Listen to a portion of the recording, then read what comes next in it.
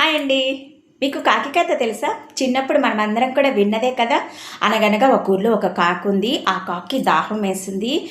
చుట్టూ ఎన్నో పక్కల చూసేసరికి ఎక్కడ నీళ్ళు లేవు. దూరాన ఎక్కడో ఒక కుండ కనపడింది. ఆ కుండలో దూరాన ఎక్కడో నీళ్లు ఉన్నాయి. నీళ్లు పైకి రాలేదు. కాకపోతే చుట్టూ చూసేసరికి ఎక్కడో రాళ్ళు కనపడ్డాయి. గులకరాలు ఒక్కొక్కటి తెచ్చి వేసింది.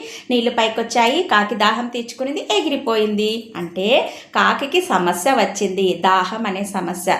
చుట్టూ వెతుకుంది, రాళ్ళు వచ్చాయి, అంటే పరిష్కారం దొరికింది. ఆ ఉపాయం వచ్చింది, రాళ్ళు వేస్తే నీళ్లు పైకి వస్తాయని. అంటే సమస్య ఉన్న చోట పరిష్కారం కూడా ఉంటుంది. మనకు కూడా ఒక సమస్య వస్తే పరిష్కారం కూడా అక్కడే ఉంటుంది. కానీ మనం వెతకాలి. మనం వెతకం. మనకి సమస్య ఉన్న చోట పరిష్కారం కూడా వెతుక్కొని మన దగ్గరికే రావాలని చూస్తాం. మనం కూడా వెతకాలి.